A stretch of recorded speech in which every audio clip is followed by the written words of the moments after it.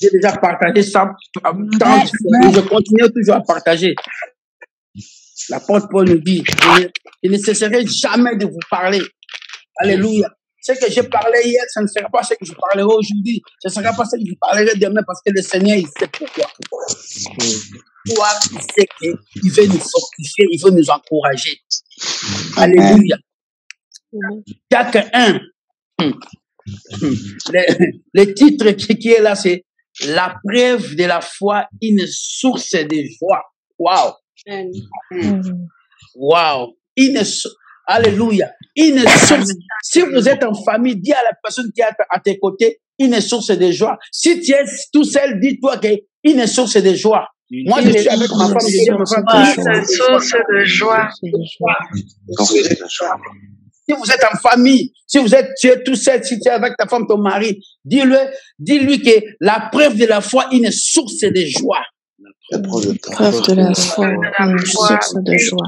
De la foi et de la joie.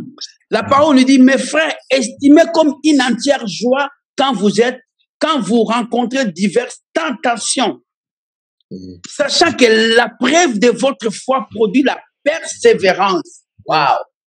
On voit plein de choses ici. Hein. Mais il faut que la persévérance accomplisse parfaitement son œuvre afin que vous soyez parfaits et accomplis en sorte qu'il ne vous manque rien. Alléluia.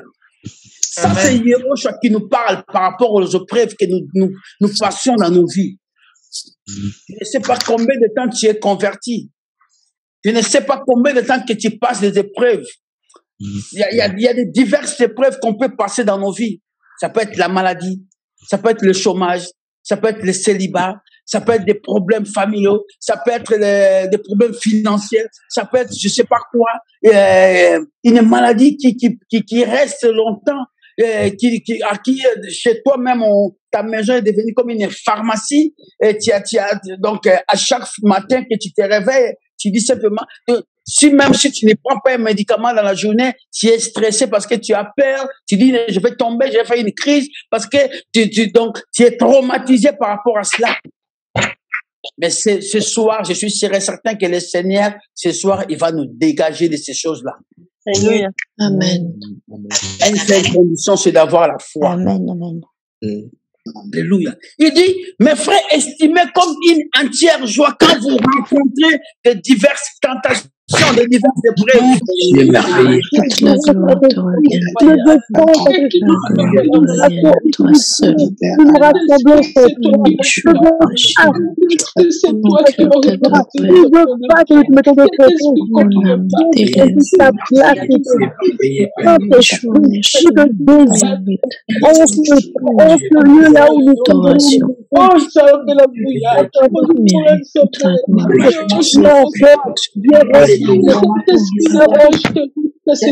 Alléluia. Merci.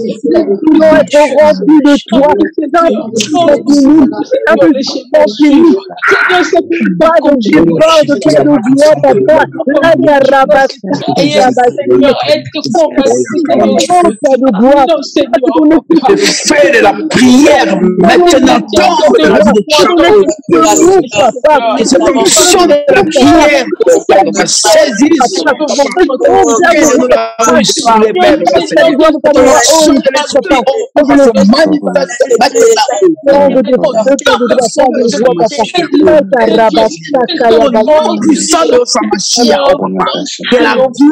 de la prière descende dans nos maisons.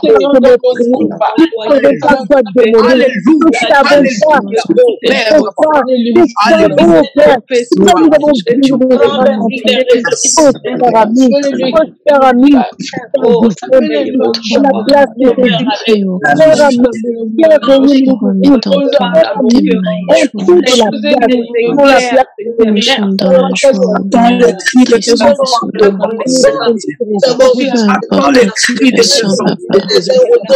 nous savons que avec toi, Nous sommes déjà vainqueurs. Viens, nous avons besoin de toi. Nous avons soif de toi. Nous approchons à toi. De la miséricorde. Oh Seigneur, Alléluia. Pardonne-nous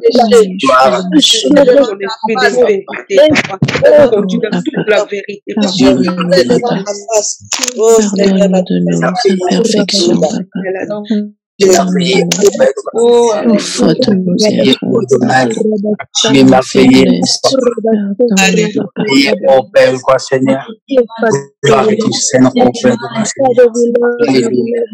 Alléluia. Comme une entière joie quand vous rencontrez diverses tentations. Dans d'autres versions, on dit diverses épreuves. Donc, il veut dire que dans notre marche chrétienne, nous rencontrons plein d'épreuves. Des épreuves, pardon. Nous rencontrons des tentations dans nos marches. Ça peut être la maladie, ça peut être le chômage, comme je disais tout à l'heure. Ça peut être la stérilité. Depuis que tu es marié, tu n'arrives pas à concevoir. Ça peut être plein de choses. Et là, bien aimé, moi, je suis quelqu'un qui a des témoignages. J'ai rencontré plein de choses depuis ma conversion. Je me suis converti, je me rappelle, depuis 1999.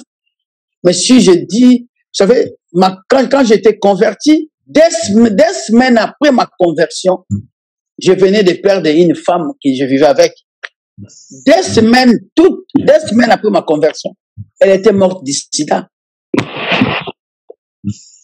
3 mois après, 3 mois après, c'était en décembre. J'ai perdu mon grand frère qui était mort pendant la tempête qui était en 99, décembre 99, 99. La tempête qui avait vraiment tout cassé ici en France. Mon grand frère, il était mort. On l'a retrouvé 3 jours. Il était mort comme il était tout seul à la maison. 3 mois après, je crois, 3 mois après, j'ai perdu encore notre grand frère au pays. J'ai perdu encore une nièce. Mais ça suivait comme, je sais pas, comme des châteaux. Donc, ça tombait comme des châteaux. Les cartes. Et j'ai gardé toujours la foi. C'était des épreuves qui étaient très dures à supporter, jusqu'au point où j'ai failli même me suicider à des reprises. Une fois, j'ai failli me suicider, d'aller me jeter, pour ceux qui connaissent la région parisienne, un peu vers la Seine, là. J'étais prêt à partir. Le Seigneur a envoyé quelqu'un pour m'empêcher. Pour dire que dans notre marche chrétienne, étant fils et filles du royaume, nous avons des épreuves que nous devons rencontrer. Mais nous devons simplement avoir une chose qui doit être importante, capitale dans notre vie, dans notre marche chrétienne, c'est la foi. Hébreu, on va prendre Hébreu, dans le livre Hébreu 11. Hébreu 11.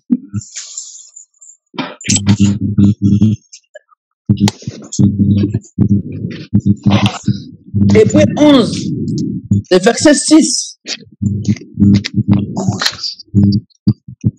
La parole nous dit que, or, il est impossible de lui être agréable sans la foi. Alléluia. La parole est claire, il est dit, il est impossible de lui être agréable sans la foi.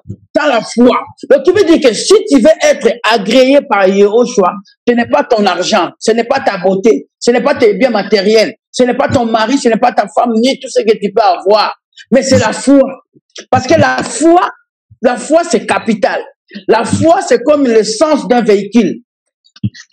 Un bon véhicule, ça peut être, je ne sais pas quelle marque, Lamborghini, Ferrari, Porsche, Toyota, je ne sais pas quelle marque tu peux avoir. Mais si cette voiture n'a pas de l'essence, on peut te donner la clé, on te dit, monte dans cette voiture, démarre et fais 1 kilomètre. Tu ne pourras pas. Pourquoi? Parce que le réservoir est vide.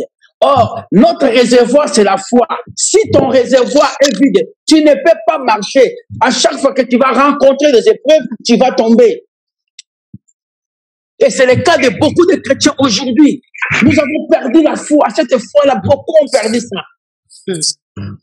Nous avons la foi d'organe que tout un chacun de nous peut avoir. Mais la foi à Yehoshua, à Mashiach, beaucoup, ceux qui se disent fils et filles du royaume, n'ont plus cette foi. Parce que nous regardons aux épreuves, aux situations que nous vivons dans nos vies, mais nous ne regardons pas la grandeur de Yehoshua Hamashiach. Et nous allons voir dans la parole de Dieu, vous allez lire la parole de Dieu, vous allez voir de Genèse à Apocalypse, tous les hommes et les femmes que Yehoshua a utilisés, qui a servi et passé par eux, vous allez voir que c'était des personnes que Yehoshua les a fait passer aussi par des épreuves. Vous savez, lorsque le Seigneur a dit aux disciples, allez de l'autre côté, ce n'était pas aux disciples qui les avait dit, Seigneur, amène-nous de l'autre côté. Mais c'était lui qui avait dit, allons de l'autre côté. Alors, lorsque Yehoshua t'amène de l'autre côté, il sait pourquoi il t'amène. Parce qu'il va t'amener là-bas pour faire quoi? Pour tester ta foi. Alors, lorsque le Seigneur nous a repris, il nous a rachetés dans le monde que nous étions, maintenant, il nous amène de l'autre côté parce que c'est lui qui est mort à la croix. Donc, c'est lui qui nous a dit d'aller de l'autre côté. Ce n'était pas nous qui étions morts à sa place, mais c'est lui qui a pris notre place.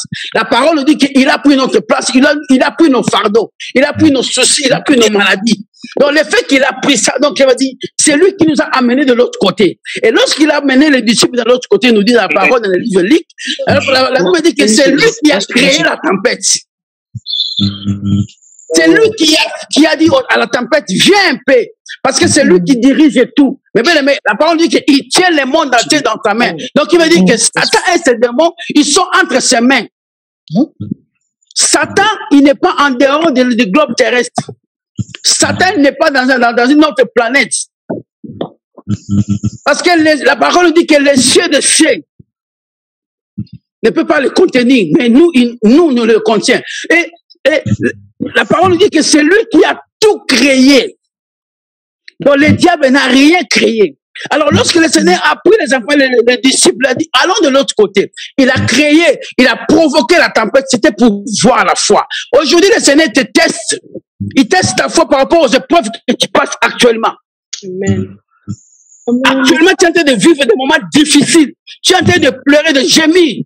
Tu es en train de te poser des questions par rapport à la vie. Tu dis, mais Seigneur, qu'est-ce que je fais? Parce que là, il y a le Covid. On va nous interdire de faire ceci, de faire cela. Mais toi, tu m'as dit de créer, de créer une entreprise. Tu m'as donné un homme, une femme. Mais quand est-ce que nous allons voir l'enfant? Et quand on aura l'enfant, comment on va vivre avec cet enfant? Mais le Seigneur, il connaît tout. Il est bien aimé. On a entendu les gens dire que c'est la fin du monde, c'est la fin du monde. Oui, ça c'est les hommes qui le disent. Mais Yehoshua n'a pas encore dit son dernier mot. Donc si le Seigneur t'a dit de créer, si le Seigneur t'a donné une femme, si le Seigneur t'a donné un mari, il sait que si il te donnera des enfants, il sait quand est-ce qu'il va arrêter ce monde. Alléluia. Mais bien aimé, la parole nous dit que or, dans Hébreu 11, verset 6, il est impossible de lui être agréable sans la foi, car il faut que celui qui s'approche, alléluia, il faut que celui qui s'approche d'Élohim croit que celui-ci et qu'il est le rémunérateur de ceux qui les cherchent. Mais combien nous nous approchons auprès de Yehoshua, mais nous ne croyons pas. Beaucoup d'entre nous dans nos bouches. Ah oui, Yehoshua, il est grand. Vous savez qui disent Jésus-Christ.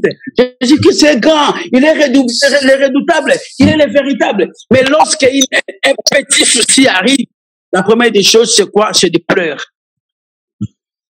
Lorsque le médecin annonce qu'il a une mauvaise nouvelle selon eux, parce que, mes bien-aimés, nous les enfants de Yehoshua, nous n'avons pas de mauvaises nouvelles, nous avons que de bonnes nouvelles. Amen. Il n'y a pas de mauvaises nouvelles, il n'y a que de bonnes nouvelles, parce que dans ces mauvaises nouvelles selon le monde, c'est une bonne nouvelle selon Yehoshua. Pourquoi? Parce que il sait que c'est lui qui va combattre pour cela.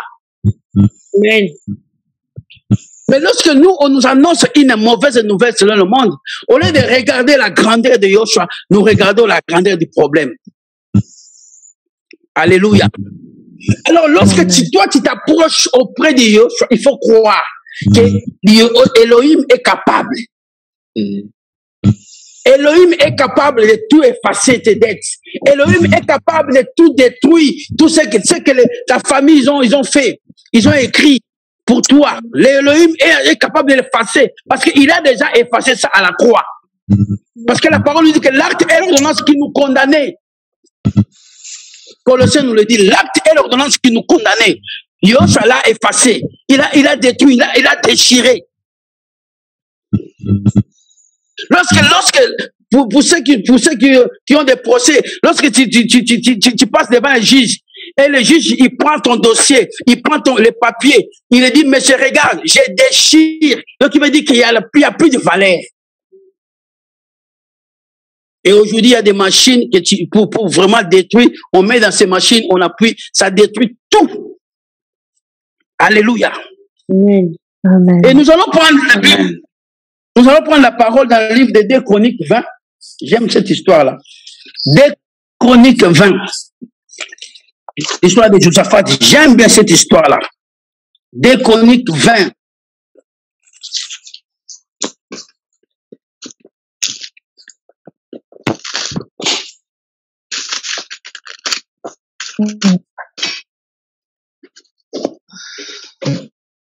Des Chroniques 20, à partir du premier verset, on va aller doucement.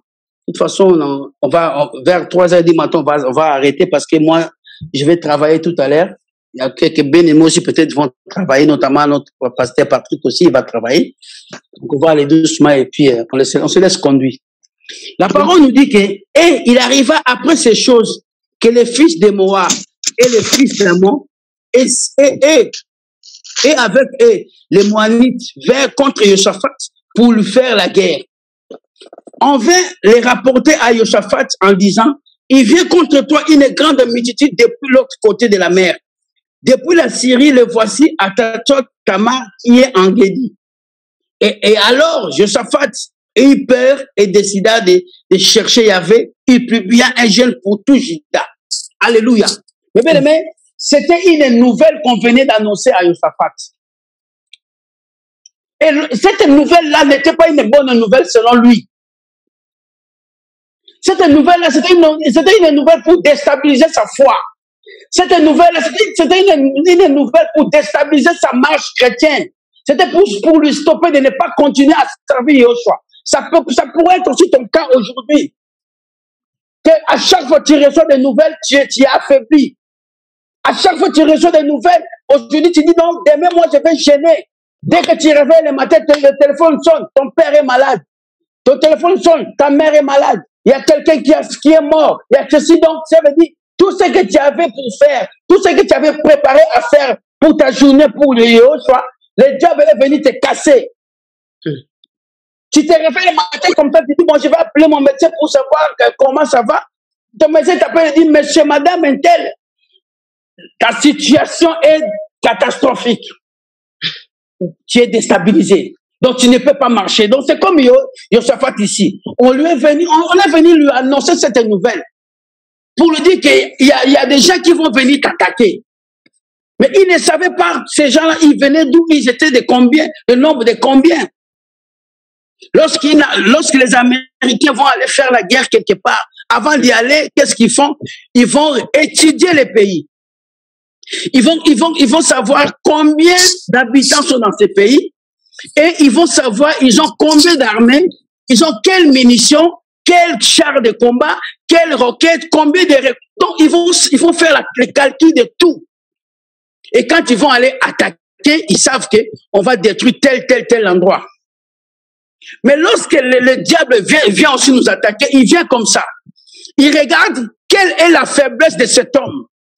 Quelle est la faiblesse de cette femme? Quelle est la maladie que je peux mettre dans sa vie pour que ça puisse les déstabiliser? Quels sont les problèmes financiers que je peux mettre dans sa route pour les déstabiliser? Quelle est la marque de la stérilité? Et donc, le diable va chercher à mettre quelque chose pour te freiner. Alléluia. Amen. Amen. Mais nous avons quelqu'un qu'on appelle l'Éternel des armées.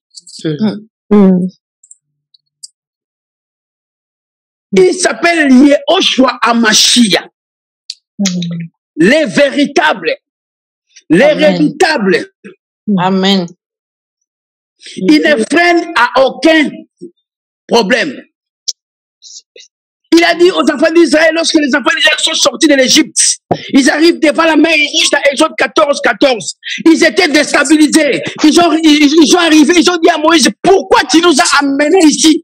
Il fallait nous laisser vivre là-bas, il fallait nous laisser mourir là-bas. C'est comme le cas de beaucoup de chrétiens aujourd'hui. Ils disent, mais pourquoi je suis converti? Lorsque j'étais païen, lorsque j'étais encore dans le monde, il y avait des hommes, il y avait des femmes qui couraient derrière moi.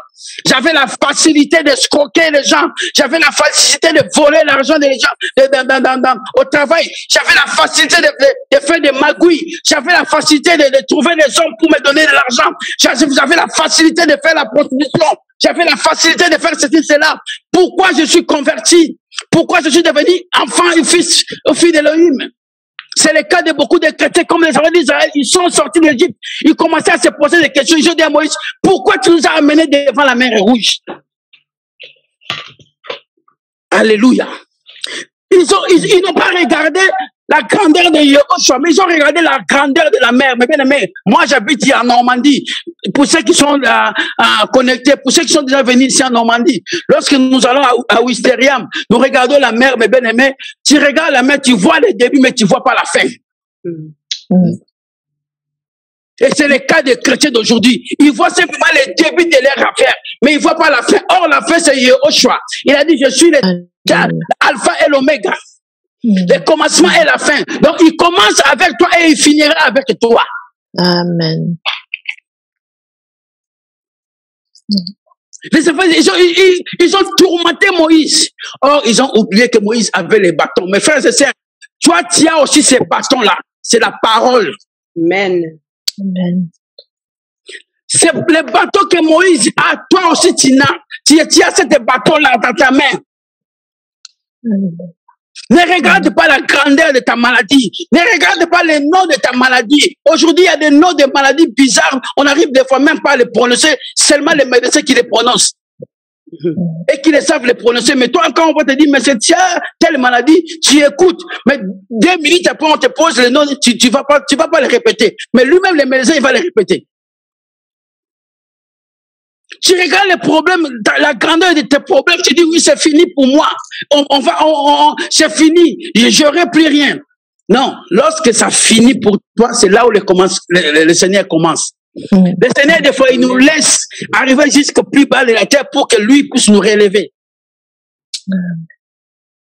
Alléluia. Et Josaphat, on lui a dit, on veut les rapporter en disant, il vient contre toi une grande multitude. Waouh!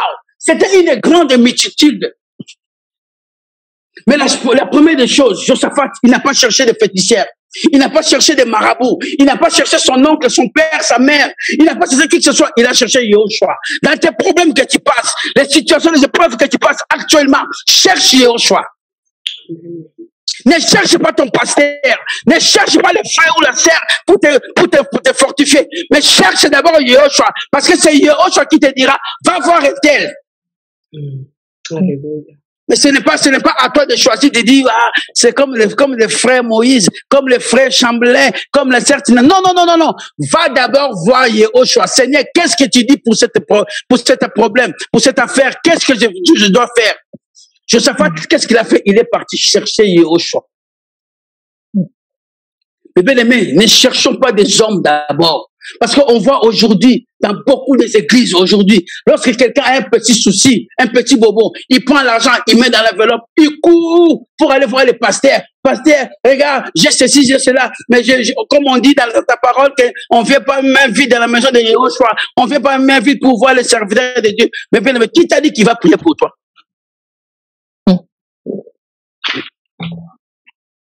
Il y en a d'autres pasteurs, quand tu vas les voir, ils te disent, bon, mon frère, c'est bon, ma sœur, mais j'ai une équipe qui sont là spécialement pour prier pour toi. Waouh! Donc lui, il va pas prier pour toi. C'est son équipe. Est-ce que son équipe là, il craint Yehoshua, les gens de son équipe là? Mais si toi-même tu allais vers lui, il allait te dire de quoi faire. Alléluia. Amen. Et là-bas, on nous dit quoi? Et au verset 3, alors Josaphat eut peur. C'est tout à fait normal. Même moi qui vous parle, lorsqu'on m'avait dit que l'année dernière, il y a une année de cela, qu'on m'a dit que, on m'a amené à l'hôpital, on m'a dit que tu as le coronavirus. La première des choses, j'avais eu peur. Malgré la foi, mais ma foi a pris un coup. J'étais le premier à appeler le frère Patrick.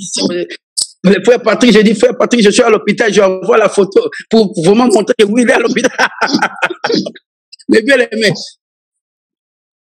Parce que, vous savez, les jours où j'étais à l'hôpital, j'étais hospitalisé quand j'ai eu le Covid. Au moment où les brancardiers m'amenaient dans ma chambre, mon téléphone sonne. Il y a une Esther qui m'appelle. Me dit, frère Moïse, ça va? Moi, je dis, oui, on m'amène là, parce que la sœur aussi, elle savait que j'allais à l'hôpital. La première des choses, au lieu de me demander alors comment, la première des choses, elle m'annonce une nouvelle, elle me dit, tu connais un tel qui habite dans tel endroit? Moi, je dis, oui. Il vient de mourir de Covid. Waouh! Aïe, aïe, aïe. Mais frère, je sais, imaginez-vous maintenant. Soyez un peu à ma place. Au fond de moi, mais j'ai dit, ça c'est le diable qui parle en elle.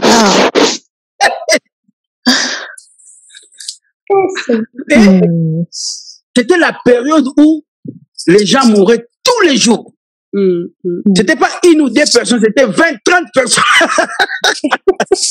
300. 300, 400 personnes qui mouraient dans la journée. Et elle me dit, il vient de mourir. Moi, j'ai dit, ah bon? Au fond de moi, j'ai commencé à m'imaginer. J'ai dit, waouh, ce n'est pardonne-moi. Mais frère, même si tu n'as pas péché, tu vas demander pardon. Tu commences à demander, Seigneur, pardonne-moi de tout le mal que j'ai fait. Seigneur, si j'avais fait ceci, pardonne-moi. Même les pardons même les mal que le Seigneur t'a déjà pardonné, ce jour-là, j'avais confessé cela. Parce que c'est la peur. La peur, c'est une âme fatale du diable. Ouais. Parce que la première des choses que le diable nous donne, c'est la peur. Parce que quand il met la peur en toi, tout de suite, il te déstabilise. Mais tourmenté. Tu es tourmenté, tu es devenu fragile. Et maintenant, hop, parce que la parole dit que le diable rôde tout autour. Il cherche comment il va entrer. Et il va envoyer la peur. Et quand tu vas ouvrir la porte, hop, il amène d'autres choses, d'autres démons. Hop, il s'installe. Et maintenant, ils vont commencer à travailler. Mais j'ai béni le Seigneur, le bien-aimé. J'ai fait 3 jours à l'hôpital. Les premiers jours, j'étais là. Ils m'ont même pas touché. Ils m'ont rien donné. J'ai dit, waouh, là, moi, je vais partir. À chaque fois, les médecins, ils passaient, les infirmiers, je demande, mais vous n'allez rien faire pour moi? Oh non, mais pour le moment, on regarde simplement, on va voir comment est la température. Si ça... J'étais là. Les deuxièmes jours, ils ont commencé maintenant à me traiter. J'avais un taux le pourcentage de sang, normalement pour un homme, ça doit être à 120 ou à 125%. Moi, je suis arrivé à 250%. Wow. Le taux de sucre chez un homme, ça doit être entre 1 et 1,2 ou 3. Moi, je suis arrivé à 1,8. Donc, on ne pouvait pas me laisser rentrer chez moi. Donc, je devais rester à l'hôpital. Mais moi, je dis, et quand je regardais à la télé, si je vois c'est ma BFM TV, hop, je les appelle parce que je sais que ça défilait tel que le nombre de morts. Je dis, non, je ne regarde pas ça. Et heureusement, j'ai une femme qui a la foi. J'ai béni le Seigneur. Amen. À chaque fois qu'elle m'appelait, elle ne se lamentait pas. Elle ne disait pas que regarde les enfants, ils sont en bas âge, je suis tout seul, je ne peux pas, je n'ai pas de permis, qu'est-ce que je peux? Non, elle m'encourageait, elle me fortifiait. Vous savez, le deuxième jour, elle me dit, mais toi qui prêches la foi aux gens, et maintenant, où est ta foi? C'était un électrochoc. Elle me dit, on a dit Covid-19 et nous sommes en 2020, donc c'est déjà du passé. Et puis, mais les 3e jour, les médecins sont venus pour me dire, monsieur, vous pouvez sortir. Le taux qui était à 250 s'est baissé à 120. Le pourcentage est baissé à 120. Le taux de sucre qui était à 1,8, c'est descendu à 1,2. Ils m'ont dit, monsieur, vous pouvez sortir, vous pouvez rentrer chez vous. Allez, vous allez rester chez vous confiné pendant 15 jours. Mais bien, il faut qu'il y ait des gens qui ont la foi pour venir aussi secouer ceux qui ont la foi. Mais ceux qui n'ont pas la foi, tu ne peux pas secourir quelqu'un qui a la foi. Parce que tu n'auras pas les mots à lui dire. Et Josaphat ici, qu'est-ce qu'il a cherché? Il a cherché Yehoshua Hamashiach, qui est la foi par excellence. Parce qu'il savait que si je vais vers lui, il me dira, mon fils, fais ceci, fais cela. Mais lorsque tu vas chez un homme, il va te déstabiliser encore. Il va te dire, tu vois pas ton âge là? Même au niveau de l'emploi, tu as déjà dépassé 50 ans. Tu es déjà je sais pas comment, la catégorie de senior. Tu vas pas trouver du travail. À ton âge là, tu vas pas te marier. À ton âge là, tu vas pas faire ceci, tu vas pas faire cela, parce que l'âge est dépassé. Parce que ça, c'est les hommes qui ont mis des limites. À un certain âge, la femme est à partir de 41, 42, ménopause. À tel âge, catégorie de seniors, tu peux plus trouver de l'emploi. À tel âge, tu peux plus te marier. Donc, les hommes, ils ont mis des limites. Mais notre Yehoshua ne met jamais des limites dans la vie de quelqu'un. Et la parole nous dit quoi? Au verset 4, et Yehuda se rassembla pour chercher Yahvé, et l'on vint même de toutes les villes de Yehuda pour chercher Yahvé. Et Josaphat, c'était au milieu de l'ensemble de Yehuda et de Jérusalem, dans la maison de Yahvé, devant les nouveaux parvis. Donc, s'il y avait un nouveau parvis, donc il y avait l'ancien parvis aussi. L'ancien parvis, c'est peut-être ta vie ancienne. Maintenant, les nouveaux, c'est Yehoshua qui est dans ta vie. C'est lui qui contrôle dans ta vie. Donc, dis-toi maintenant, Seigneur, mes passés sont déjà passés. Maintenant, c'est toi qui vis en moi. C'est toi qui dois conduire ma vie. C'est toi qui dois décider pour ma vie. C'est toi qui vas décider qu'est-ce que je dois faire. C'est toi qui vas changer mon comportement par rapport à ma femme, par rapport à mon mari, par rapport à mes parents, par rapport à mes enfants, par rapport à la société que je vis. Je me laisse entre tes saintes mains. Prends-moi, conduis-moi. C'est toi qui es le chef de mon corps. Je veux que tu puisses établir ton trône en moi. Parce que lorsque tu es devenu une nouvelle créature, la parole dit que les choses anciennes sont passées, voici toutes choses sont devenues nouvelles. Lorsque hier tu faisais des choses qui ne glorifiaient pas Yehoshua. Maintenant, lorsque Yehoshua est dans ta vie, maintenant c'est lui qui va te diriger. Ce n'est pas facile, même moi qui vous parle. Ce n'est pas du tout facile. Des fois, nous commettons aussi des choses que toi-même tu dis, mais pourquoi j'ai fait ça? Ah oui, frère, je sais, moi, j'ai pas honte. Si je fais quelque chose qui ne glorifie pas le Seigneur, je dis, mais Seigneur, pourquoi j'ai fait ça? La parole nous dit que la chair est faible. Mais ne profitons pas aussi derrière cette parole, parce que beaucoup disent, non, mon frère, tu sais que non, la parole dit, hein, c'est pas moi, c'est écrit, hein, la chair est faible. Donc, dans cette faiblesse, tu profites, tu commences à faire tout et n'importe quoi. Parce que tu es devenu une nouvelle créature. Les choses anciennes sont passées. Voici, toutes choses sont devenues nouvelles en toi. Donc, il veut dire que ta vie n'est plus toi qui vas les contrôler. Ton habillement, ce n'est plus toi qui vas. Lorsque hier, tu t'habillais comme une sirène. Maintenant, il faut t'habiller comme une reine. Lorsque hier, tu étais quelqu'un qui insultait facilement. Hier, tu étais quelqu'un où tu avais la parole facile pour dire tout et n'importe quoi. Hier, tu étais quelqu'un qui insultait son mari, qui insultait sa femme, qui insultait ses parents, parce que tu étais une ancienne parvis. Un ancien parvis, pardon. Mais aujourd'hui, tu es devenu une nouvelle créature. C'est Yehoshua qui vit en toi. Donc, tu dois te comporter comme la femme. Vous savez, un enfant d'un roi, s'il veut manger, on lui montre comment, déjà dès le bas âge, on lui montre comment s'habiller. Donc, et il est suit à la lettre. Alors, combien nous, qui sommes les enfants de Yoshua, mais nous sommes devenus des têtis spirituels. Le Seigneur te dit, ne fais pas ça, toi tu le fais quand même. Le Seigneur t'interdit de toucher à ça, toi tu touches.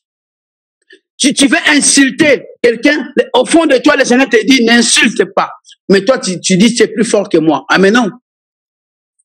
Lorsque tu dis, c'est plus fort que toi, donc ça veut dire, c'est le diable qui règne en toi. Parce que la parole dit que celui qui habite en moi est plus grand que celui qui est dans le monde, n'est-ce pas? Alors, si toi, tu dis que c'est plus fort que moi, donc ce n'est pas Yoshua qui habite en toi, c'est le diable. Parce qu'il y en a que deux. Soit c'est Yoshua, soit c'est le diable. Or, comme c'est Yoshua, c'est lui qui contrôle tout, qui est plus fort, donc cela veut dire si quelque chose de mal vient en toi et que tu veux réagir, il faut dire non, non, non. Comme Yoshua, il habite en moi, je ne peux pas le faire. Je ne peux pas voler, je ne peux pas insulter, je ne peux pas critiquer. Alléluia. Amen. Et au verset 10, il dit, Elohim de nos pères. Wow. Mais lorsque tu as des problèmes, avant d'abord de présenter à Yoshua tes problèmes, il faut d'abord commencer à élever Yoshua. Amen. Mais combien de nous, lorsque nous avons des problèmes, Seigneur, j'ai plus du boulot, j'ai plus de ceci, j'ai plus cela, non. Nous sommes bénis de toutes les bénédictions. Donc, il veut dire que le Seigneur, en son temps, il va te les donner. Mais ici, Josaphat, il a commencé au verset 6, il a dit, il dit, il y avait Elohim de nos pères, n'est-il pas Elohim dans les cieux? Donc, il commence d'abord à l'élever. Et il continue, toi qui domines sur tout le royaume des nations, ne tiens-tu pas dans ta main la force et la puissance de sorte que personne ne peut résister? Donc là, il a élevé Yoshua et il a abaissé le diable. Parce qu'il a dit, c'est toi qui tiens le monde entier dans ta main. Donc personne ne peut résister. Satan et ses démons ne peuvent jamais résister devant Yoshua. Mais lorsque tu as la foi, tu vas commencer à dire des choses qui vont élever Yoshua. Mais lorsque tu n'as plus la foi, tu vas commencer à dire des choses qui vont encore te baisser encore plus bas que la terre.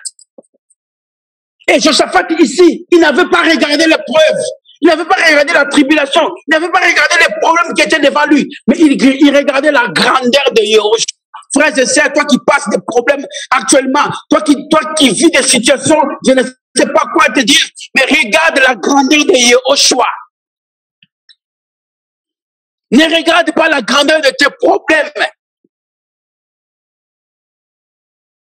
C'est Yoshua qui va te sauver, ce n'est pas tes problèmes qui vont te sauver. Au contraire, si tu continues à te faire baisser, c'est l'enfer. Ah oui. Si tu continues à mettre les problèmes devant, c'est l'enfer. Mais les problèmes derrière, dis-toi que Seigneur, advienne que pourra, je continuerai à te suivre jusqu'au bout. Amen. Josué et Caleb, ils ont vécu des épreuves. Mais ils ont tenu bon jusqu'au bout. Job a tenu des épreuves. Il a tenu jusqu'au bout. Anne, la maman de Samuel, elle a tenu jusqu'au bout. La femme tsunamite, elle a laissé son enfant mort à la maison. Elle a tenu jusqu'au bout. Et quoi d'autre? Et tant d'autres. Abraham, le père de la foi, on lui dit, va sacrifier son fils. Il a tenu jusqu'au bout. Et quel est le problème que tu ne peux pas tenir? C'est paralytique là dans Jean 5, qui était malade pendant 38 ans. Il a tenu jusqu'au bout.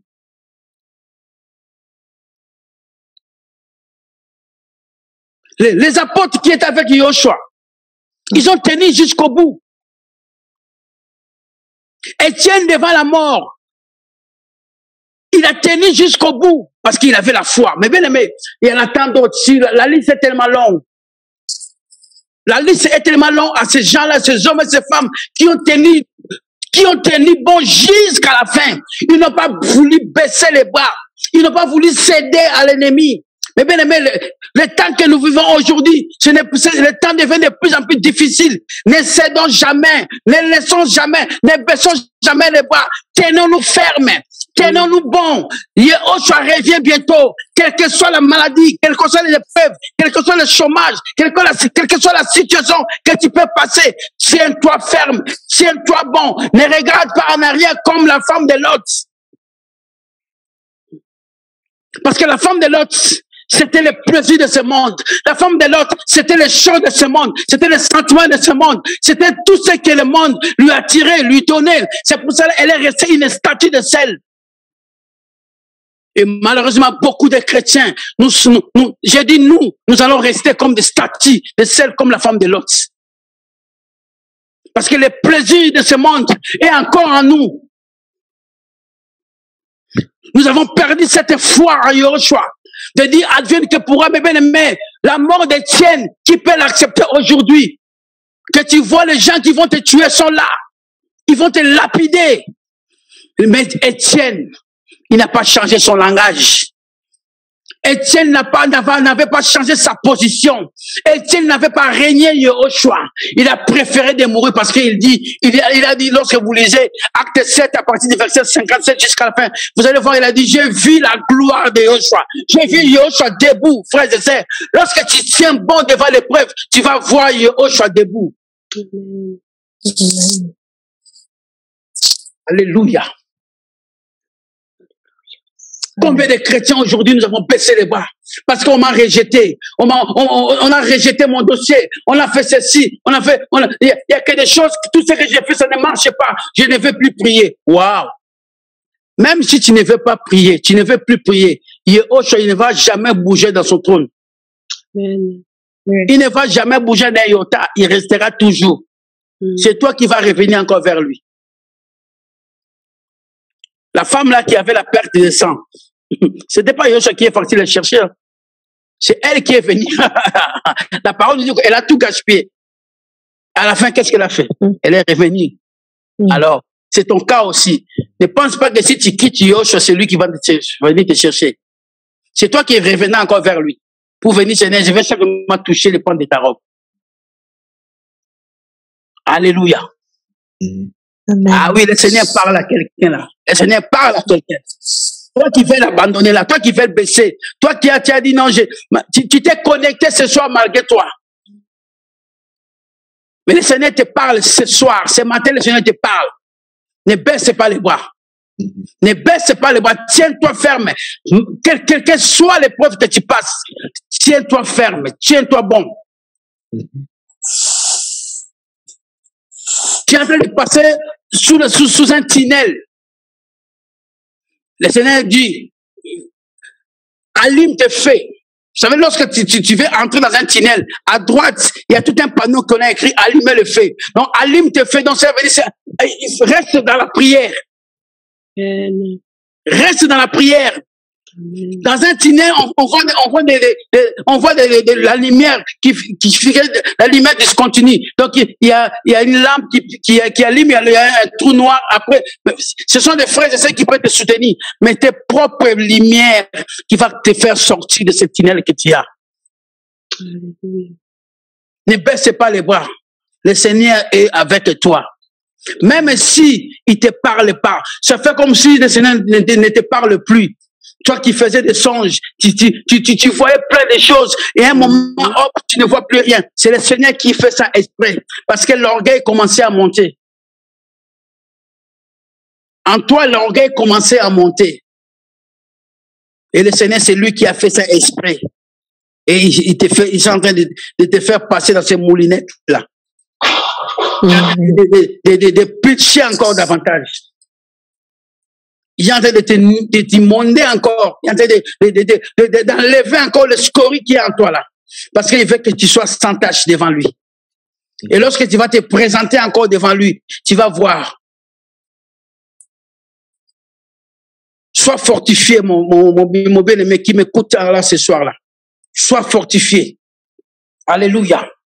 Amen. Il dit, au verset 6, ne tiens-tu pas dans ta main la force et la puissance, de sorte que personne ne peut résister. N'est-ce pas toi et notre Elohim qui a dépossédé les habitants de cette terre face à ton peuple d'Israël et qui les a donnés pour toujours à la postérité d'Abraham qui est même. Ils ont habité et ils t'ont bâti un sanctuaire pour ton nom en disant, si nous arrive quelque malheur, l'épée, le jugement, la peste ou la famine, nous nous tiendrons devant cette maison et devant toi, car ton nom est dans cette maison. Nous crierons à toi dans notre détresse et tu entendras et tu délivreras. Mais bien aimé, va crier vers le Seigneur. Dans ta détresse, va vers lui. Ne va pas vers les hommes de Dieu. N'envoie pas ton argent chez un pasteur au Congo pour dire que non, j'envoie mon argent pour que tu pries pour moi. Ne le fais pas si tu le faisais. Arrête ça dès ce soir. Parce qu'il y en a qui sont là, qui envoient de l'argent aux pasteurs en Afrique pour prier pour eux. Laisse-moi te dire la vérité ce soir. Il n'est plus pas pour toi. Et tu es devenu comme une cobaye. Tu es devenu comme une vache à lait.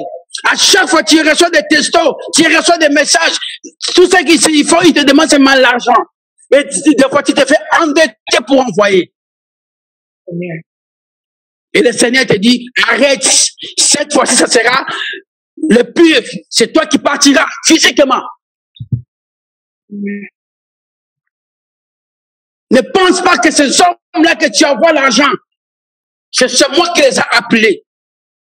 C'est parce qu'il n'est pas moi qui les a appelés.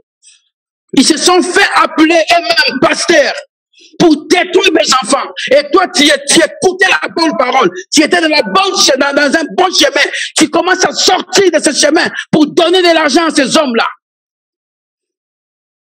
Si je vais te bénir, je te bénirai. Et j'ai des projets de paix pour toi et non de malheur. Ne compte pas ces hommes-là. Ne donne plus cet argent-là que tu donnais. Tu as des problèmes maintenant financiers au niveau de ta banque parce que tu n'as plus l'argent. Tu commences à avoir des crédits juste pour donner parce que tu n'as pas. Et tu as peur. Lorsque tu vois son appel, tu as peur. Lorsqu'il t'appelle, tu as peur. Et tu as du mal, des fois, à dire non. Ce soir, le Seigneur t'interpelle. Il te dit, laisse. Laisse. N'envoie plus. N'envoie plus.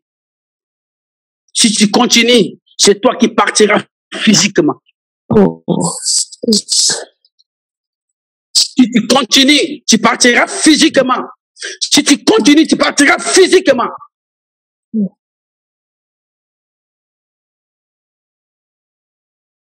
Alléluia. Amen. Alléluia. Amen.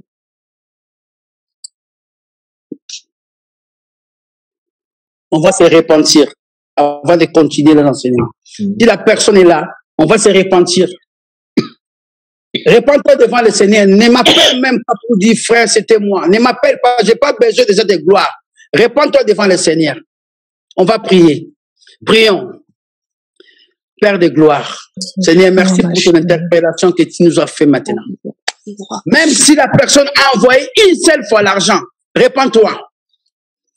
Père, tu nous as interpellés ce soir. Seigneur, je dois regarder à toi. Tu nous as dit dans ta parole que dans leur détresse, ils ont crié à l'Éternel. Ils ont crié à Elohim. Ils ont crié à Eloshua et non pas aux hommes. Seigneur, ce soir, Seigneur, tu me demandes, Père de gloire. Je te demande pardon, Seigneur. Seigneur, pourquoi tu nous... Je demande pardon pour mes frères et sœurs qui ont fait cet acte-là une fois dans leur vie. Papa, pardonne-nous, Seigneur. C'est à toi qui as besoin. C'est toi qui dois être élevé. Parce que c'est toi qui étais mort à la croix. C'est toi qui as versé ton sang à la croix. Ce n'est pas les hommes de ce monde. Ce n'est pas un pasteur, ni un prophète, un apôtre. Ce n'est pas qui que ce soit qui a versé son sang à la croix. C'est Yehoshua HaMashiach. Père, pardonne-nous, Seigneur. C'est toi, Père de gloire, Papa, qui a payé le... Pardonne, Seigneur. Si on avait fait ça par l'erreur, par l'ignorance, pardonne-nous. Si on avait été poussé par quelqu'un, pardonne-nous, Seigneur. Seigneur, je ne veux pas écouter la voix des hommes comme Saoul, qui a écouté la voix du peuple. Il n'a pas voulu écouter ta voix. Il a été perdu. Car nous attendons qu'à toi et à toi Seigneur, seul. pardonne-moi. Je te prie dès désormais, Père de gloire. Demande pardon, Seigneur. Nous t'implorons, nous demandons encore de nous pardonner, Père de gloire. Alléluia, Seigneur. Aide-nous. Aide ton église, papa. Aide ton église, oh Yehoshua. Aide-nous, Seigneur. Père de gloire. Entends les cris de tes enfants, je t'en prie, Père de gloire. Pardonne encore, Père de gloire, papa, tes enfants. Alléluia, Seigneur. Pardonne-nous. Seigneur, tu dis, Père de gloire, papa, moi, seul toi, c'est ce dont nous avons besoin, Père de gloire, mon papa. Nous en avons besoin, Père de gloire, papa. Tu es, papa, moi, le Dieu de temps et des circonstances, Père de gloire, papa. Pardonne notre égarement, Père de gloire. Seigneur, merci.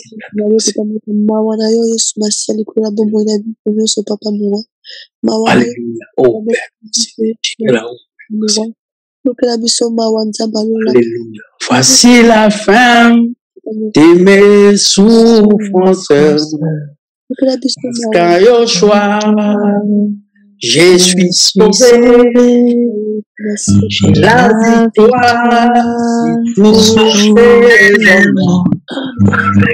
Un jour j'irai auprès du Seigneur. Voici la fin. Voici la fin de mes souffrances.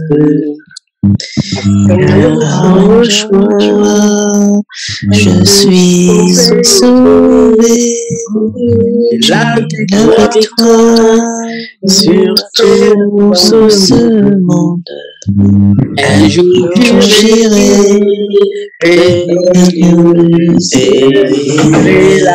Seigneur ne veut plus que tu puisses retourner à ton ancienne. Le Seigneur veut que tu puisses lui regarder. Dans la détresse, ils ont crié à l'Éternel. Dans la détresse, ils ont crié à Yehoshua. C'est lui qui va te délivrer. C'est lui qui va t'offrir un chemin pour toi. C'est lui qui est la porte de vie. C'est lui qui est le chemin, la vérité et la vie. Nul ne vient au Père sans passer par lui. Yehoshua Hamashiach.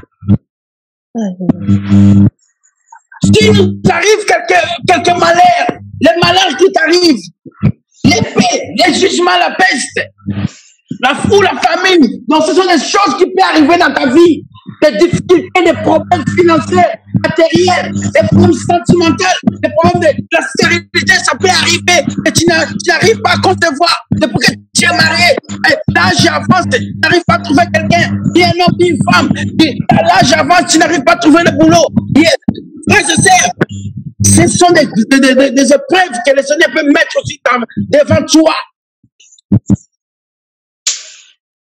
Mais tourne-toi vers lui. David a dit, je lève mes yeux vers les montagnes, d'où me viendra le secours. David n'a pas dit, je lève mes yeux vers mes frères et sœurs. Il n'a pas dit, je lève mes yeux vers les membres de ma famille. Il dit, je lève mes yeux vers la France.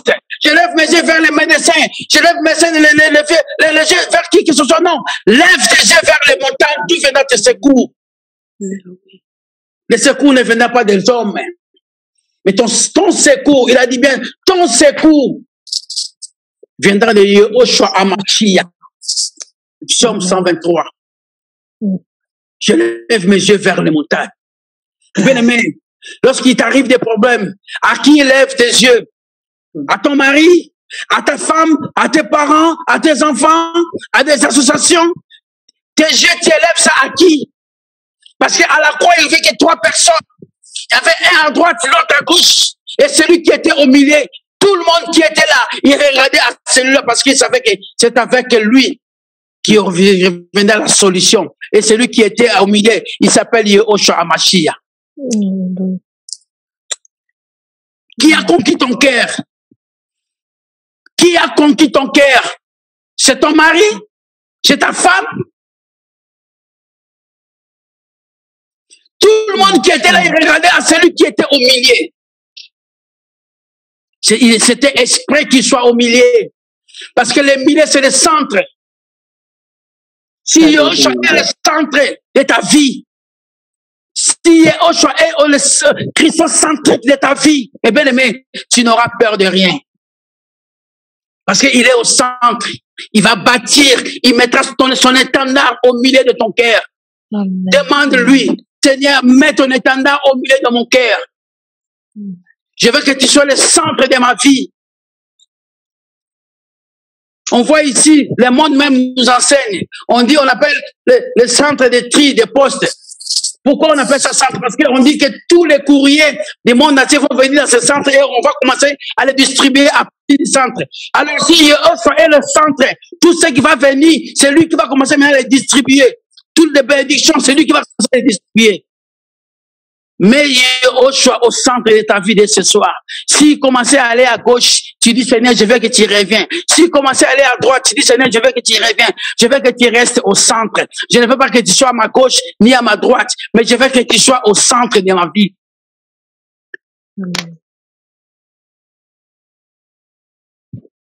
Lorsque Yahushua est au centre de ta vie, lorsqu'il y a la calamité, les malheurs, le jugement, la fête, les pestes, la famine va arriver. Tu vas tenir bon. Tu vas tenir bon parce qu'il est dans ta maison. Le verset 10 maintenant, Josaphat dit, maintenant voici les enfants d'Ammon et de Moab. Mais maintenant c'est au verset 10 que Josaphat a commencé maintenant à présenter ses problèmes devant Yahushua. Bien aimé, ne présente pas d'abord tes problèmes avant de commencer à adorer Yahushua.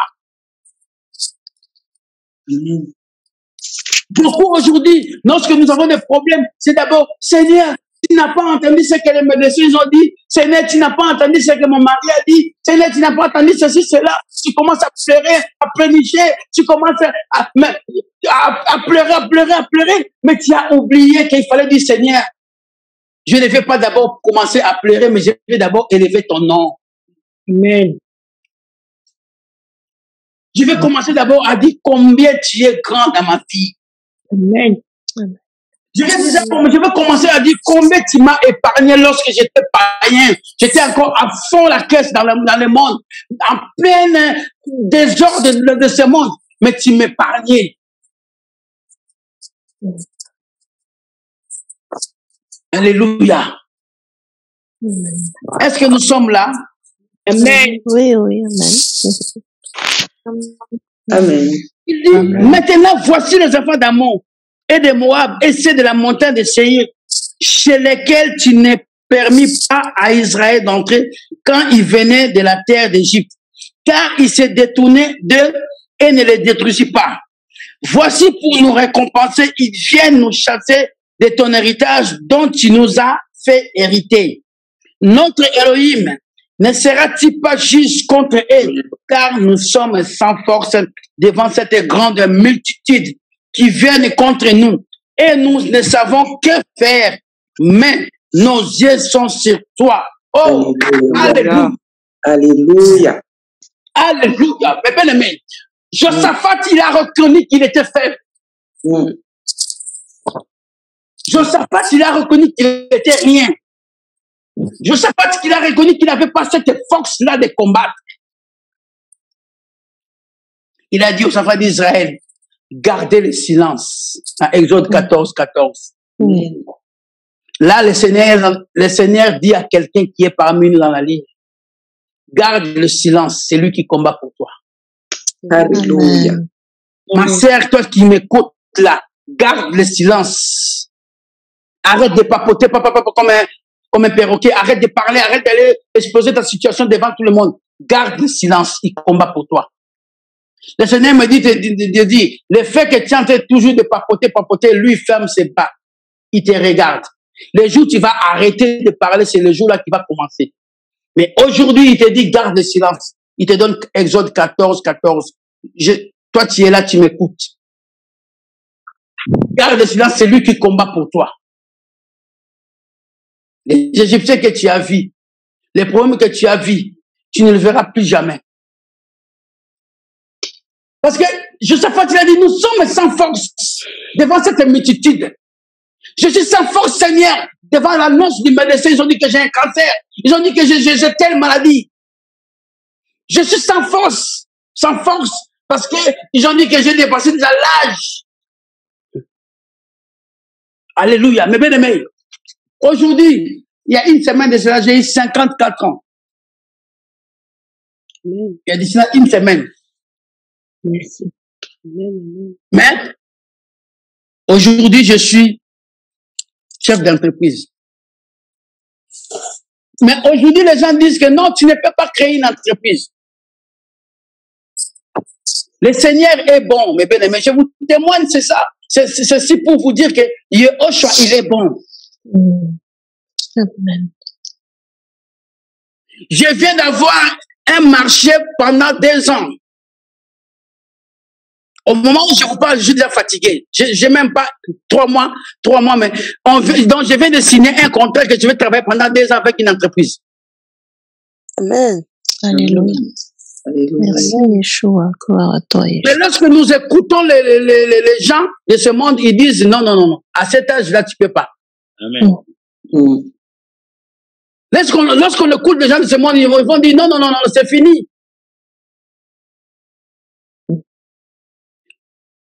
Il n'y a pas de boulot. Mais bien aimé, avec Yehoshua, tout va bien. Amen. Alléluia.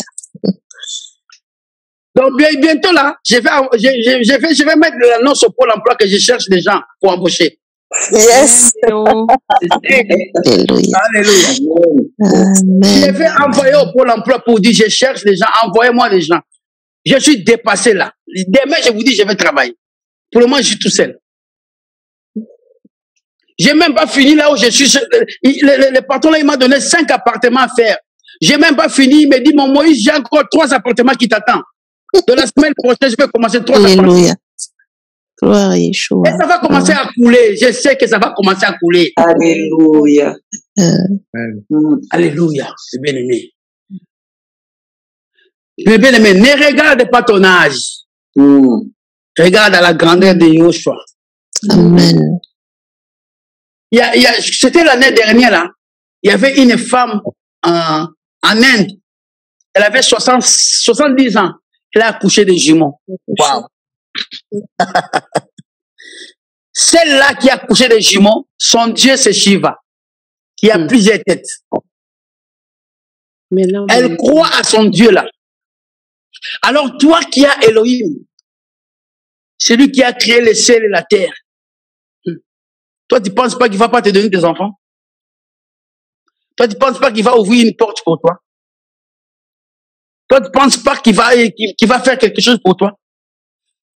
Toi, tu ne penses pas il peut effacer toutes tes dettes? Toi, tu ne penses pas il peut tout annuler? Toi, tu ne penses pas il peut tout faire? Augmente ta foi ce soir. Si ta foi était à 10, amène-la à 11. Amen, Si amen. 99, amène ça à 100%. Alléluia. Amen. Amène ta foi, augmente ta foi encore. Reste ferme et fidèle à sa parole. Amen. Ne change pas ta position parce que tu as des difficultés. Ne change pas ta position parce que tu vis des moments difficiles. Si le diable te dit, commence à pleurer, tu dis, je ne veux pas pleurer. Il y a quelqu'un qui a pleuré pour moi. Lorsque Lazare, il était mort, la parole dit que Jésus pleura. Yehoshua pleura. Donc, il a pleuré une seule fois. Et Lazare était sorti du tombeau. Lorsque le diable va t'amener l'esprit de penser, de commencer à pleurer, tu dis, je ne pleure pas, Yehoshua a déjà pleuré pour moi. Amen. Lorsque le diable te dira, reste là assise, il faut le dire, le Seigneur a dit à ces paralytiques, lève-toi, prends ton lit et marche. Je ne serai pas assis, maintenant je vais me lever et marcher. Parce qu'il avait dit à cet homme-là, il était 38 ans malade, frères et sœurs. S'il avait quel âge, je ne sais pas. Mais disons simplement qu'il avait 38 ans, donc depuis sa naissance, jusqu'à son 38e année, il était malade. Mais il y avait un jour, il avait la foi qu'un jour, quelqu'un allait passer pour lui dire, lève-toi. La parole dit qu'il ne lui a pas touché. Il a dit simplement, lève-toi. Ce centenier-là, ce centenier qui avait son enfant qui était mort, qui était malade, il avait dit simplement, dis seulement un mot. Alléluia. Et bien aimé, il n'a pas dit, dis-moi la Bible. Il n'a pas dit, dis-moi un verset. Il a dit, dis seulement un mot. Parce qu'il savait que c'est lui-là, c'est lui-même qui est la parole. Cette parole qui s'était fait chair. Cette parole qui a la vie. Dans ta situation, le Seigneur dit, lève-toi, prends ton lit et marche. Pierre et Jean, ils arrivent devant ces paralytiques-là. Ils ont dit, nous avons ni or ni argent, mais ce que j'ai, je te le donne. Au nom de Yoshua Hamashiach, lève-toi. Parce qu'ils avaient la foi qu'avec ces noms-là, en ces noms, les aveugles voient, les lépreux sont purs, les boiteux marchent, les aveugles voient, les sourds entendent, les muets parlent, les malades sont guéris. C'est au nom de Yoshua Hamashiach. C'est ce nom-là qui va nous amener auprès du Père. C'est ce nom-là qui sauve. C'est ce nom-là qui délivre. Et c'est ce nom-là qui ferme toutes les portes de l'ennemi. Les seuls noms que nous devons nous confier, c'est le nom de Yoshua Hamashiach. Ne nous confions pas au nom des hommes. Ne te confie pas au nom de ton oncle. Ne te confie pas au nom de ton pasteur. Parce qu'aujourd'hui, on voit les gens qui portent les t-shirts avec l'effigie de leur pasteur. Chez eux, dans les maisons, les calendriers, c'est les photos de leur pasteur. Ils ont des chapelets. Toi qui portes les chapelets, toi, tu penses que ces chapelets vont te sauver?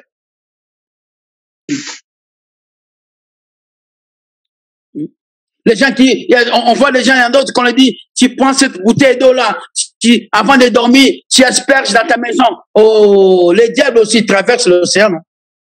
Il y en a d'autres qu'on dit, surtout au Congo, on te dit, tu prends les piments, là où tu vends, tu mets sous ta caisse. Mais les diables aussi, les sorciers mangent des piments.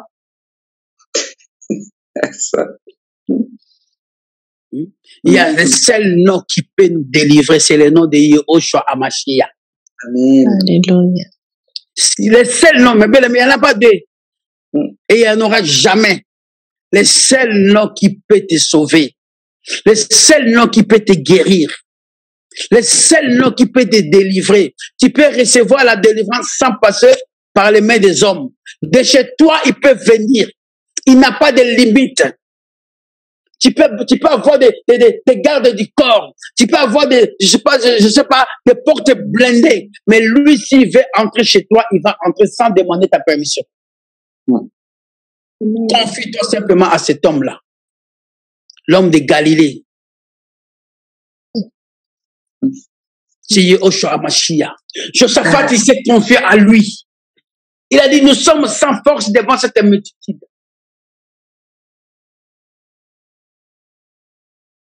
Confie-toi à lui.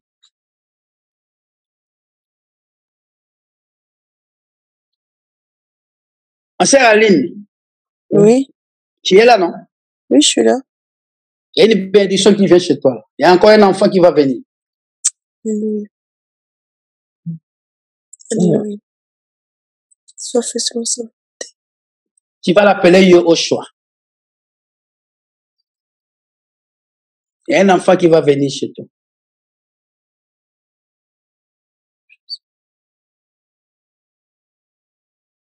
Alléluia. Je reçois le nom de Jésus-Christ. Confie-toi à Yoshua. Amen. Le Seigneur t'aime. Le Seigneur, il t'aime. Il te connaît. Il connaît toute ta famille. Il connaît ton avenir. Il va commencer à t'étonner à chaque fois. Tu vas commencer à être étonné de voir ce que le Seigneur va commencer à faire dans ta vie. La gloire de Yoshua est dans ta maison. Amen. Sa gloire est dans ta maison. Alléluia. Dans ta maison. Il va vivre encore la gloire de Yoshua.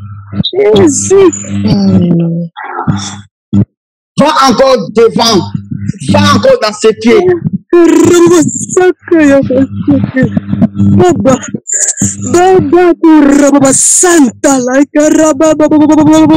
Amené dans un coin là, il t'a isolé pour voir sa gloire.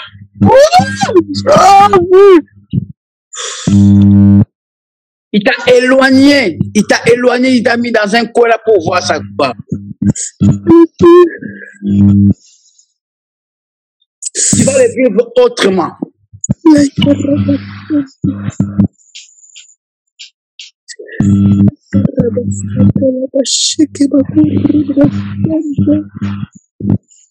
Tu vas témoigner bientôt de ce que le Seigneur fait. Bouge tes oreilles, arrête d'écouter tout et n'importe quoi. Bouge tes oreilles. Même à celle-là que tu bouge tes oreilles. Ça peut être encore fort, même à tes parents. Bouge tes oreilles. N'écoute pas les conseils des hommes. Écoute les conseils de Yoshua. Amen. Alléluia.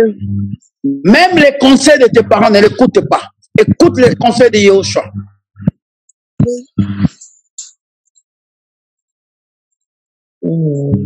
Écoute les conseils de Yoshua. Il est mieux placé pour te conseiller. Il est mieux placé pour te conseiller.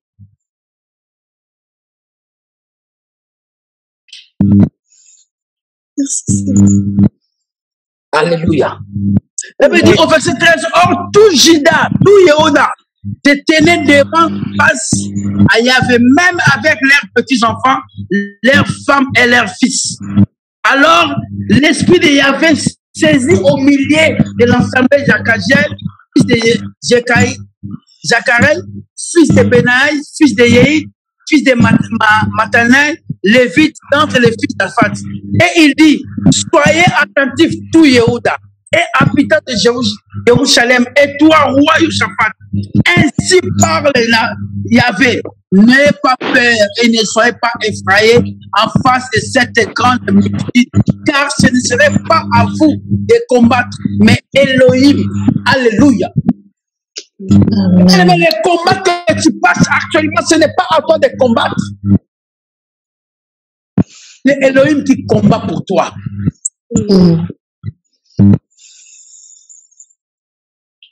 Lorsque tu passes des moments difficiles, le Seigneur va t'envoyer quelqu'un pour venir t'encourager, pour venir te fortifier, pour venir t'édifier, te restaurer.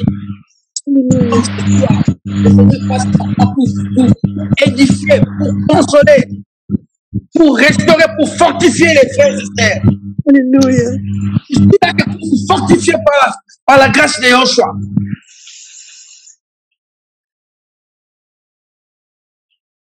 Le Seigneur vous fortifie. Toi qui as perdu quelqu'un, toi qui as perdu un membre de ta famille, le Seigneur te fortifie. Toi qui as perdu je ne sais pas quoi, le Seigneur t'encourage, te fortifie ce soir.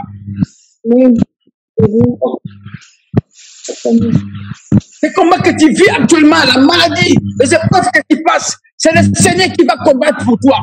Ce n'est pas les juges, ce n'est pas les avocats. Ce n'est pas les médecins, ce n'est pas les médicaments que tu prends qui va te guérir. Les médicaments te soulagent. Mais c'est Yoshua qui guérit. Alléluia.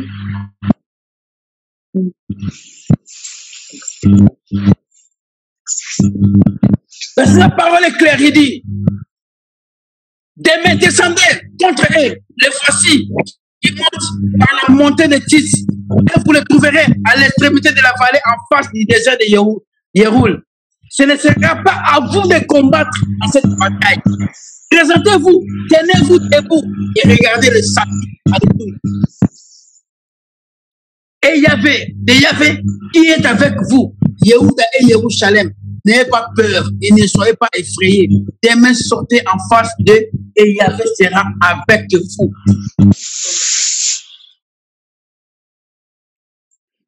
Mais ça, c'est le Saint-Esprit qui est venu encourager. Amen. Des fois, il y a des moments où des fois nous sommes fatigués. Plein de questions. Mais moi, il m'est arrivé des fois, j'ai dit, mais Seigneur, est-ce que vraiment je suis venu dans ce monde pour aider pour laisser les autres, pour accompagner les autres. Je n'arrivais pas à me marier. Je n'avais pas de papiers. Je me suis marié, je n'arrivais pas à concevoir. Il y avait plein de choses, plein de choses. Mais j'ai regardé simplement à Yehoshua. Combien de propositions je n'ai pas eu, mes bien-aimés? Fais ceci pour avoir des papiers. Fais cela pour avoir ceci. Fais ceci pour avoir des papiers, mes bien-aimés. J'ai eu des propositions des hommes. Fais ceci pour avoir des papiers. Et ta femme, elle aura des papiers. Et ainsi, c'est là. Mes bien-aimés. Mes bien-aimés, j'avais dit, mes enfants porteront mon nom. Amen. Moi qui n'avais pas un titre de séjour, aujourd'hui j'ai un titre de séjour. On me disait non, écoute, attends, mais aujourd'hui, j'ai un enfant qui est français aujourd'hui. Je suis inexplicable. Mais combien de fois les gens me disaient non, fais ceci, fais cela. Surtout nous les Congolais. Alléluia. Bien-aimé, Yehoshua, il est grand, il est merveilleux. Je voulais aller au Canada, je suis allé à l'ambassade du Canada, j'ai demandé, j'ai dit, j'ai simplement besoin de visa de 10 jours pour aller au Canada. Il m'avait donné 5 ans. Wow. Et je suis allé une seule fois. Une seule fois. Et le visa est expiré à la maison. Mais hier, les gens se moquaient de moi. J'étais devenu un sujet de beaucoup, dont même les membres de ma famille. Mais aujourd'hui, s'ils ont des problèmes, c'est à moi qu'ils recourent. Ils viennent me voir pour me dire, regarde, nous avons telle situation, qu'est-ce que tu penses? Je leur dis, regardez, il n'y a que la parole qui peut vous donner la solution, c'est pas moi. Parce que je dis, je lève mes yeux vers lui. Parce que je sais que c'est lui qui est le justice. C'est lui qui rend la justice. C'est lui qui combat pour moi. C'est lui, mes bien-aimés. Lorsque tu dis, Seigneur, je me laisse entre tes saintes mains. Prends ma vie, conduis-moi. Fais de moi ce que tu fais. C'est à toi que je prends. C'est à toi que je m'abandonne. C'est à toi que je laisse ma vie. Fais de moi ce que tu veux, mes bien-aimés. Il le fera. Toi, tu passes des moments difficiles, tu as des moments de détresse, tu as des moments d'angoisse, tu as toujours peur. Et Seigneur dit ici, n'ayez pas peur. Je n'ai pas de quoi te dire. Je te dis simplement la parole dit que n'ayez pas peur. Demain va. Il est écrit, hein, c'est noir sur blanc, chacun de nous. Il a dit, regardez, je recommence. 16. Demain, descendez contre eux. Les voici qui montent par la montée des Tis et vous les trouverez à l'extrémité de la vallée en face du désert de Yéroul. Ce ne sera pas à vous de combattre dans cette bataille. Présentez-vous, tenez-vous debout et regardez le salut de Yahvé qui est avec vous. Yehuda, Jérusalem, n'ayez pas peur et ne soyez pas effrayés. Waouh! C'est une assurance. Or, la foi, c'est une assurance. Lorsque tu as cette assurance-là que Yehoshua est avec toi, tu auras peur de rien. L'Éternel est mon berger. Je ne manquerai de rien. Donc, il avait dit que j'aurais peur de rien. David, en autre sens. Lorsque Yehoshua est ton berger, tu auras peur de rien. Ils vous feront la guerre, mais ils ne vont pas. Pourquoi? Parce que Yehoshua est avec toi. Ils te feront la guerre. Depuis que tu es converti, c'est depuis ce jour-là que les combats ont commencé. Mais les combats qui ont commencé dans ta vie, la victoire a été déjà donnée. La victoire a été déjà acquise à la croix. Comme je disais tout à l'heure, ce n'était pas aux disciples qui ont dit au Seigneur, allons de l'autre côté. C'est le Seigneur qui a dit, allons de l'autre côté. Frères et sœurs, tenons-nous bon, ne changeons pas, ne baissons pas les bras. Restons fermes dans cette position que le Seigneur nous a donnée. Toi qui pleures, arrête de pleurer. Toi qui te lamentes tout le temps, arrête de te lamenter. Toi qui poses des questions, arrête de poser des questions. Regarde à Yehoshua. Déjà, il revient bientôt pour nous chercher. Il revient bientôt pour nous chercher. Gardons cette foi. Ne les perdons pas. Gardons cette foi. Devant cette épreuve, garde la foi. Le Seigneur est au contrôle. Alléluia. Amen. Soyons tous bénis. La parole est maintenant laissée à tout le monde. Celui qui a des questions, celui qui peut rajouter quelque chose. La parole est libre, nous sommes là. On a encore au moins 1h30 devant nous. 1h15 devant nous. Donc la parole est là. Si tu as besoin de, si tu as un sujet de prière, n'hésitez pas, on va prier, on est là pour ça. Amen.